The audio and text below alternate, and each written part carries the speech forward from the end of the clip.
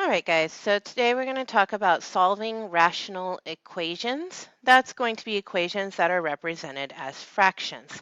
And we're going to be using three different strategies. The first strategy we're going to use is called cross multiplication or using cross products. What that means is we are going to multiply each denominator by the opposite numerator.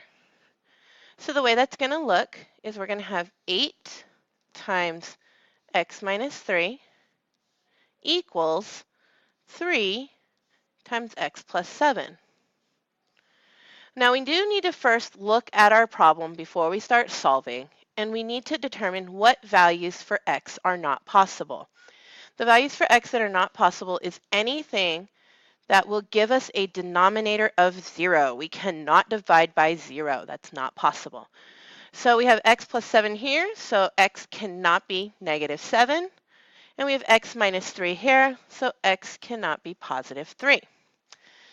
So now we're going to solve this equation for x. First thing we're going to do is we're going to distribute. So 8 times x is 8x. 8 times negative 3 is negative 24.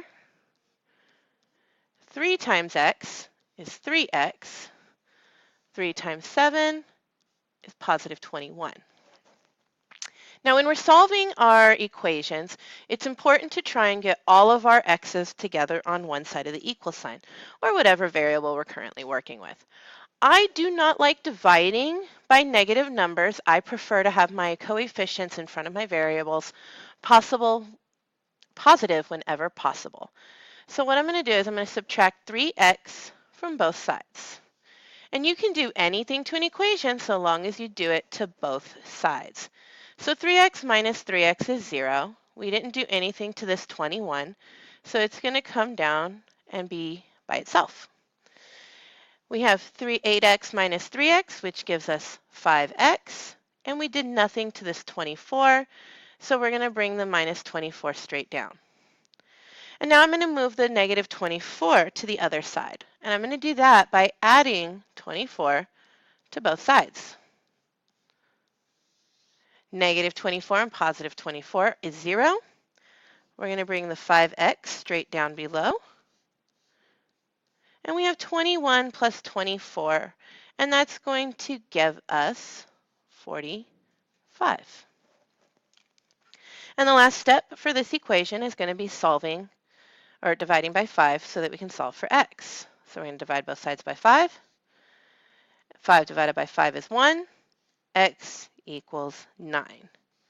And since 9 is not one of the answers we said x couldn't be, it is a valid answer. So let's go ahead and do another example. We're going to do b, and we're going to solve this one a slightly different way because we're going to end up with an exponent here. So we're going to have x times x minus 5,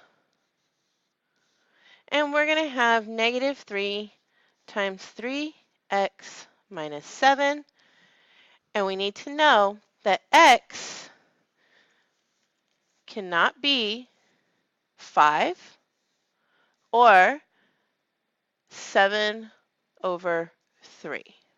Because if I set 3x minus 7 to 0, we would get 7 over 3. So we don't want that. Again, we're going to start by distributing. X times x is x squared. X times negative 5 is negative 5x. Negative 3 times 3x is negative 9x.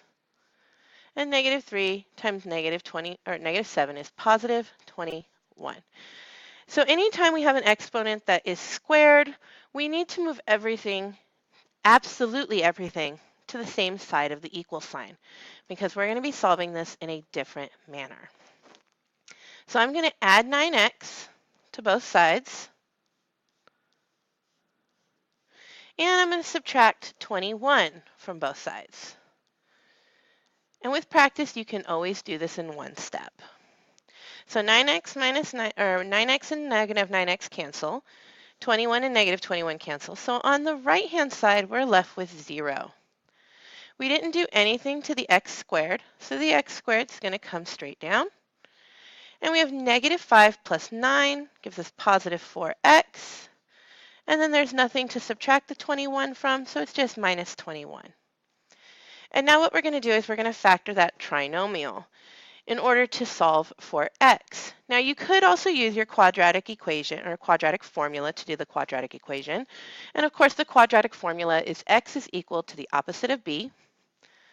So x equals the opposite of b plus or minus the square root of b squared minus 4ac, all of that divided by 2a.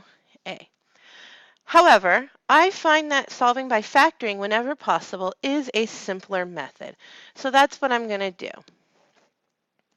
So I have x squared plus 4x minus 21. And I do have another video on factoring, so you can see that for details on how to do this. I know that the factors of 21 are 1 and 21, and 3 and 7.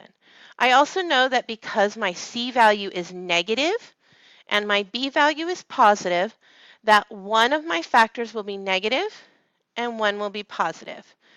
And because b is positive, my greater factor will be positive because 7 minus 3 is 4. And that's all equal to 0.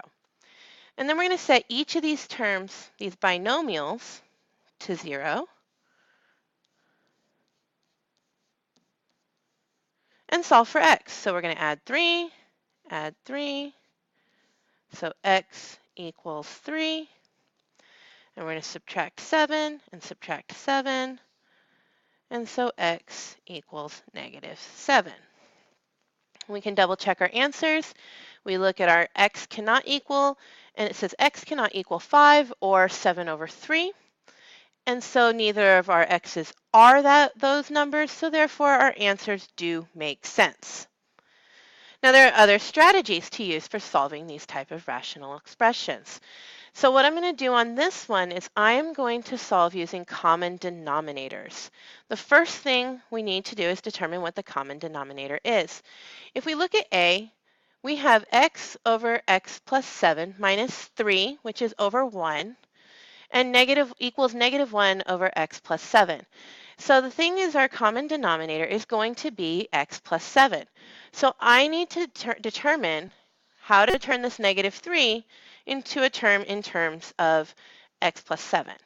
Now again, you can do anything to an equation so long as you either do it to both sides or you make the one side equivalent to itself. The only way to make something equivalent is to multiply it by 1 or add 0. In this case, we're going to multiply by a version of 1. So our first term, x over x plus 7, is going to stay the same. And we're going to have minus 3 over 1. And then we're going to go ahead and put a version of 1, which is going to be x plus 7 over x plus 7. Because anything divided by itself is 1. And we're not going to do anything to the right-hand side yet. So I'm going to distribute. So I have my x over x plus 7 minus 3x, and that's 21. Let's go with plus 21, all over x plus 7. We're going to put this in parentheses because that's one term. And then we still have negative 1 over x plus 7. Now, when you have everything with the same denominator, the denominator doesn't matter anymore. We don't need to worry about it. We do need to acknowledge that x is not allowed to be 7 because that would give us denominators of 0 in our original equation. But other than that, we don't need the denominator anymore. So we're going to have x minus 3x plus 21 in parentheses equals negative 1. First thing I'm going to do here is I'm going to distribute this negative 1, which will give me x minus 3x minus 21 equals negative 1. That's multiplying there. And then we're going to go ahead, combine like terms. So x minus 3x is negative 2x minus 21 equals negative 1. I'm going to add 21 to both sides. and that's going to give me negative 2x equals 20. Divide both sides by negative 2, and our x will be equal to negative 10. Simple enough. I know it's a lot of work for a little problem, but it's not difficult. So let's look at B, example B. We need to figure out again, what is our common denominator? And since x is over 1, again, our common denominator is going to be x minus 8 here.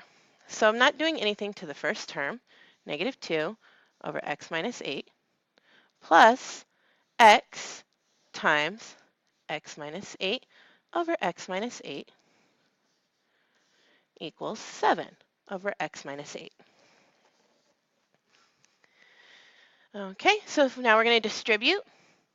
We're going to have negative 2 over x minus 8 plus x squared minus 8x over x minus 8 equals 7 over x minus 8. And then we're going to get, of course, we're going to just ignore the denominators now. We don't need them anymore. And I'm going to rearrange my numerator on the left so that it's in standard form. So we're going to have x squared minus 8x minus 2 equals 7.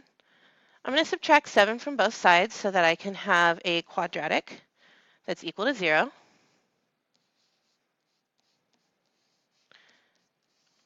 And this time, although this one can be factored, and it's easy enough to do, to demonstrate, I'm going to go ahead and I'm going to use the quadratic formula. So remember what I said earlier was that the quadratic formula is x is equal to the opposite of b plus or minus the square root of b squared minus 4ac, all of that divided by 2a. So we're going to plug in our a, which is 1, our b, which is negative 8, and our c, which is negative 9. And the way that's going to look is going to be x equals the opposite of negative 8 plus or minus the square root of negative 8 squared minus 4 times 1 times negative 9, all of that over 2 times 1. And now we're going to simplify. So that's going to give us x equals positive 8, because the opposite of negative 8 is positive 8, plus or minus the square root. Negative 8 squared is 64.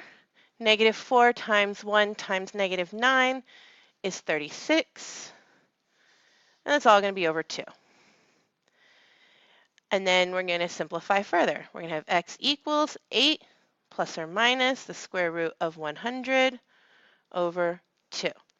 And we're going to pause here for a moment and come back to this as soon as we can, because we're going to go for the next video. Thank you. Come right back.